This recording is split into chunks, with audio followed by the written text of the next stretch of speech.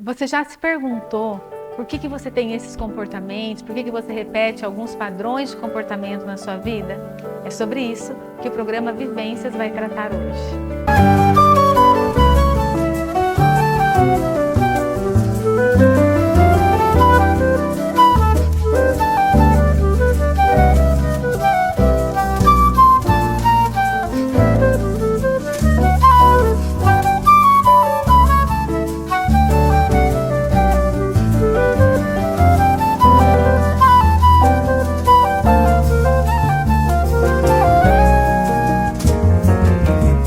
Oi pessoal, como que vocês estão? Tudo bem?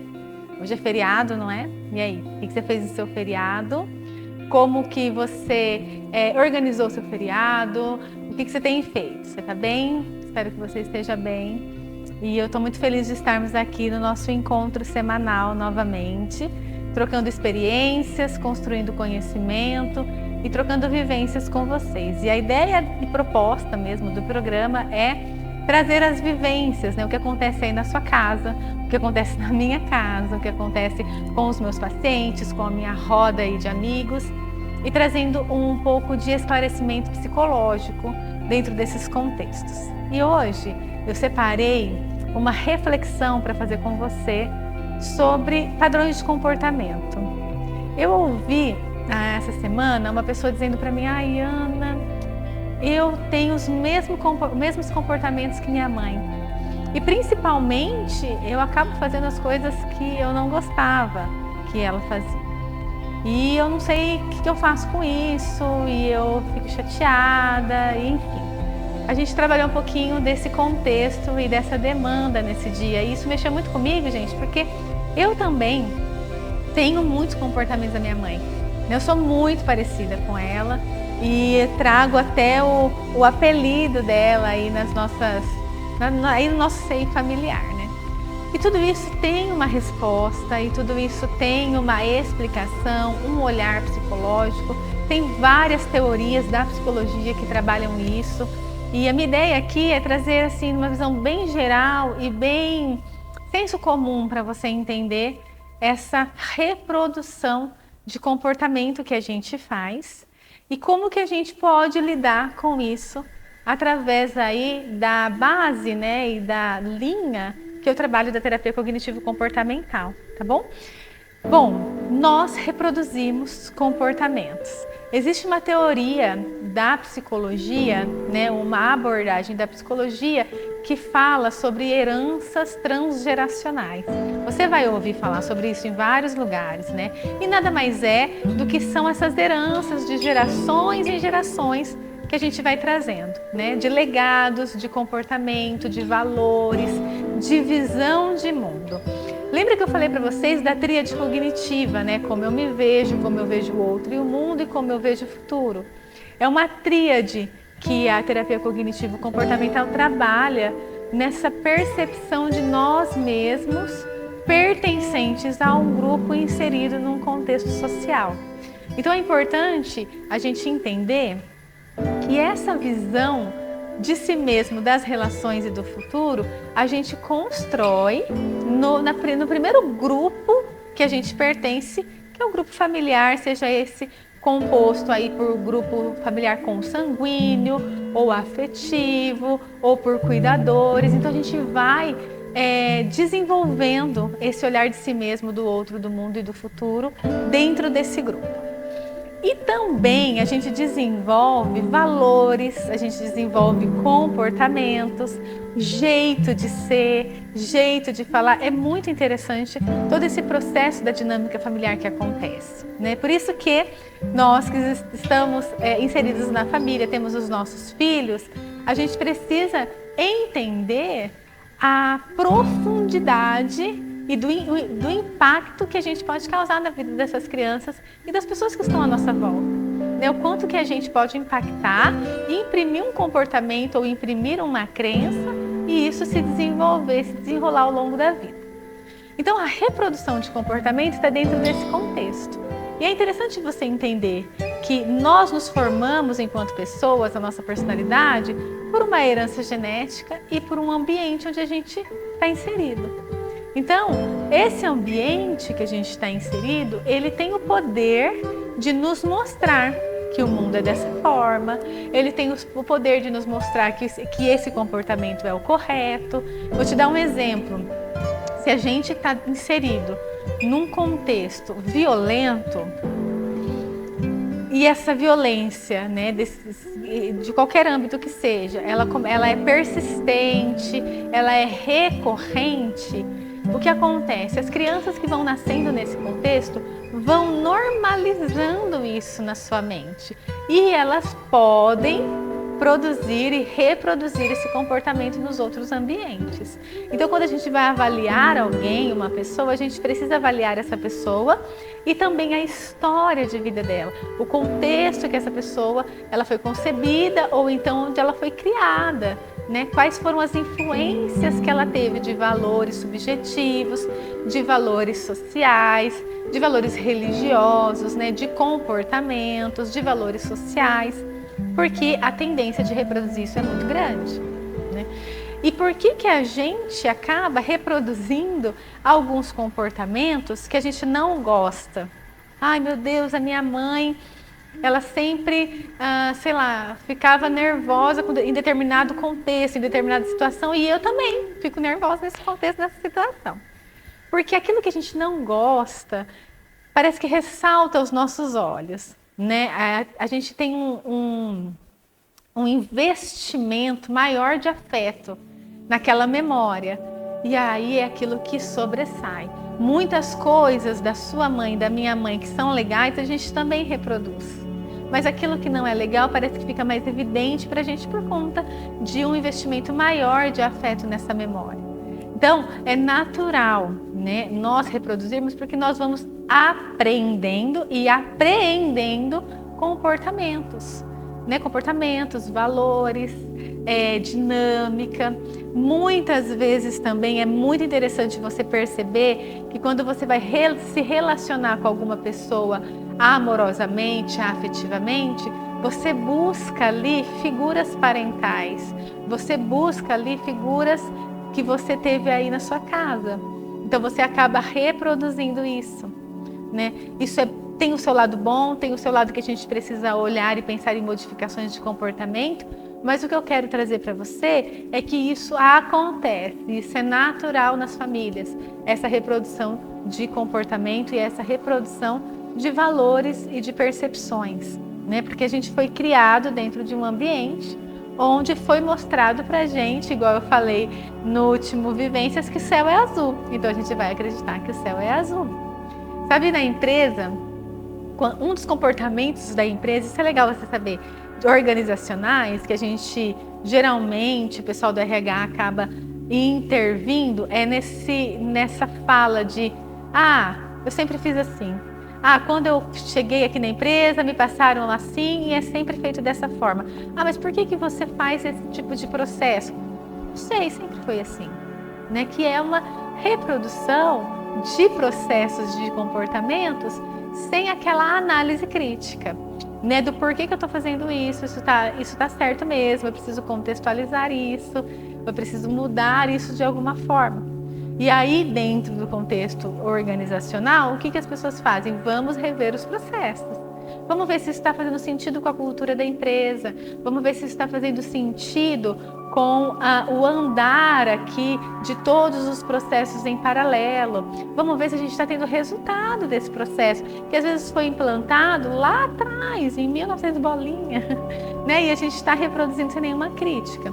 Então, dentro de um contexto organizacional, faz-se uma crítica àquele processo, um olhar para aquilo lá, algumas mudanças contextuais para aquilo.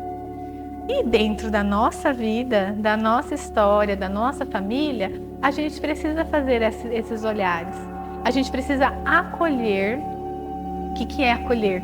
É trazer para perto, é entender, sabe? É não julgar, é não olhar com rancor aqueles comportamentos. É entender que nós aprendemos assim, que nós fomos expostos a esse tipo de processo de comportamento e entender se aquilo está fazendo sentido para mim hoje, no meu processo individual, entender que eu sou uma pessoa além da minha dinâmica familiar, né? Que eu fui criado numa dinâmica familiar, né? Com todos os seus processos estabelecidos, com todo o contexto estabelecido, mas eu posso vir e criticar e trazer para minha realidade, para minha consciência quem eu sou hoje no mundo que eu estou inserido, para ver se aquilo vai fazer sentido para mim ou não. Se de fato eu continuo com esse pensamento ou não, principalmente quando a gente já se deslocou dessa família original, quando a gente está constituindo outra família, inclusive, né? Na terapia de casal, o que a gente faz? Porque eu atendo casal também. Na terapia de casal, a gente olha para a dinâmica familiar original, né? De origem ali de um e de outro. Por isso que na terapia de casal a gente atende as pessoas individualmente, para a gente entender como foi formada essa visão na pessoa, para que os dois se unam e consigam compartilhar e criar uma terceira visão. Né? É a minha forma de ver, a forma de ver do meu marido, que a gente constitui a nossa forma de ver. E isso tem muito a ver com as influências que nós tivemos na nossa família original. O que eu quero trazer para você? Tá tudo bem as influências que você trouxe da sua família original. Tem muita coisa boa, né? Tem muita coisa importante, muitos valores importantes que sua família trouxe para você. Tem alguns comportamentos ou até alguns valores que você discorda, é importante você pensar sobre isso. É importante a gente trazer para a nossa realidade familiar, pessoal, esse processo de análise crítica que a organização traz quando revém os seus processos de trabalho. Então, a gente precisa rever os nossos processos individuais também. Eu preciso entender, por exemplo, o que eu estou fazendo e como eu estou me comportando, o quanto que isso parece ali com os meus pais, o quanto que isso tem a ver com a minha família, tem a ver com o jeito que a minha mãe me tratou e talvez eu esteja tratando meu filho, o jeito que a minha avó tratou a minha mãe, que minha mãe me tratou, que eu estou tratando meu filho, né? E isso, gente, a gente não precisa ir para uma área mística. A gente precisa, com base na TCC, trazer a consciência, entender, racionalizar, sabe? Olhar, auto-observar e auto-monitorar, que são duas estratégias terapêuticas primordiais ali de base do autoconhecimento, para que você entenda, entre em contato com o seu comportamento, avalie se aquilo faz parte de você mesmo, se é algo que você quer continuar fazendo, continuar se comportando, se faz sentido para você ou se não. Né? Muitas vezes a gente só reproduz. A gente vai reproduzindo os comportamentos sem crítica. E a gente precisa olhar para isso, porque muitas vezes o nosso comportamento, ele acaba startando em nós pensamentos, sentimentos, situações com as outras pessoas, das quais nós não gostamos, das quais trazem problemas e prejuízos na nossa vida. Então a gente precisa olhar para isso num processo de auto-observação, né? Eu sempre trago isso para você, porque sabe quando menos é mais? As pessoas falam isso, né? O menos é mais, fazer o feijão com arroz direitinho. Sabe esses ditados que dizem que o fundamento muito bem estabelecido, sabe? O fundamento muito bem colocado, ele é a base para muitas outras coisas. Autoobservação e automonitoramento dos seus comportamentos é a base para você validar os seus comportamentos, reforçar e continuar os seus comportamentos ou avaliar se esses comportamentos te trazem prejuízo. E avaliar, Ana, não sei por que eu faço isso. Nós precisamos contextualizar. Nós precisamos entender que as coisas elas não surgem do nada, que existe uma história por trás. E às vezes é a sua história que você precisa acessar. Às vezes é a sua história que você precisa olhar de uma forma um pouquinho mais profunda, porque é nela que estarão as respostas. Esses dias eu falei com uma pessoa e ela disse isso para mim: Ana, eu preciso falar da minha história, por pior que ela seja. Eu disse sim, por quê? Porque muitos dos nossos comportamentos, muito dos nossos pensamentos automáticos, das nossas conclusões, das nossas percepções, são construídas ao longo da nossa história. Ao longo da nossa história. Então, se eu ouço lá desde pequenininha que você não vai dar certo com isso, sabe? Você não é boa nisso. Eu de fato vou acreditando nisso, por quê? Porque são pessoas da minha dinâmica familiar e geralmente pessoas que têm um certo poder sobre mim, naquele sentido de ser talvez meus genitores, meus cuidadores. A gente tem essa relação e eu vou acreditando nisso. E acreditando nisso, eu desenvolvo comportamentos, pensamentos congruentes àquilo que eu acredito. Se eu acredito que eu não sou boa, eu de fato vou me comportar dessa forma, validando aquilo que eu acredito. Não tem nada de místico, percebe?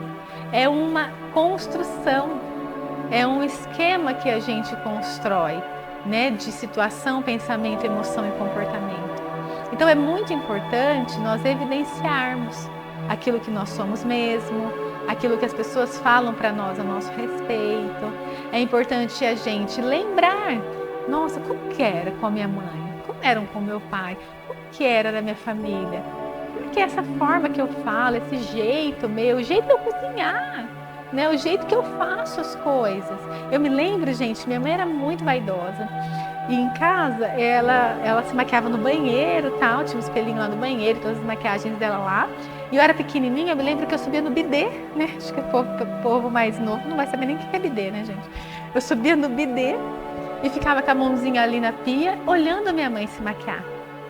E eu tinha muito prazer nisso, achava, minha mãe era uma linda. Ela se maquiava, passava horas ali.